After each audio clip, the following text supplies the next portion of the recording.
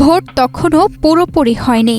সন্তানকে সুস্থ করে তোলার আশায় স্ত্রী ও ৩ বছরের শিশু পুত্রকে নিয়ে মোটরসাইকেলে রওনা হয়েছিলেন নাজমুল ইসলাম।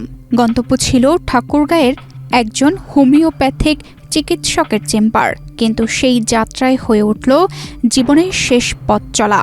৭ জুলাই মঙ্গলবার ভোর ৫:৩০টার দিকে বীরগঞ্জে দিনাজপুর ঠাকুরগাঁও মহাসড়কের পাঁচপীর নামক এলাকায় পেছন থেকে আসা একটি মাঝবাহী পিকআপ মোটরসাইকেলটিকে সজোরে ধাক্কা দেয়। মুহূর্তেই ছিটকে পড়ে ৩ জন।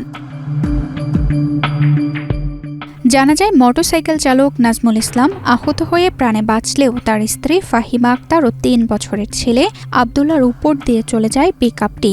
ঘটনাস্থলেই মারা যায় মা ও ছেলে।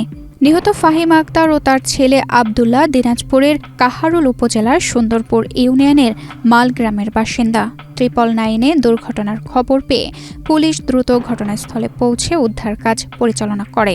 পরে আহত ও নিহতদের বীরগঞ্জ উপজেলা স্বাস্থ্য কমপ্লেক্সে নেওয়া হলে ডক্টর আবু বক্কর সিদ্দিকী মা ও শিশুকে মৃত ঘোষণা করেন। আহত নাজমুল ইসলাম হাসপাতালে চিকিৎসাধীন রয়েছেন।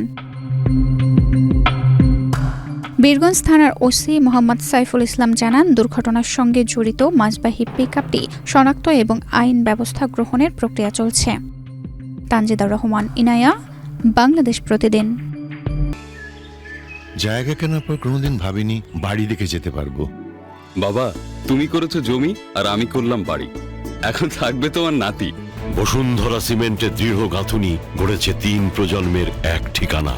শক্তির মানদণ্ডে উত্তীর্ণ বসুন্ধরা সিমেন্ট। বসুন্ধরা সিমেন্ট, প্রজন্মের বন্ধন।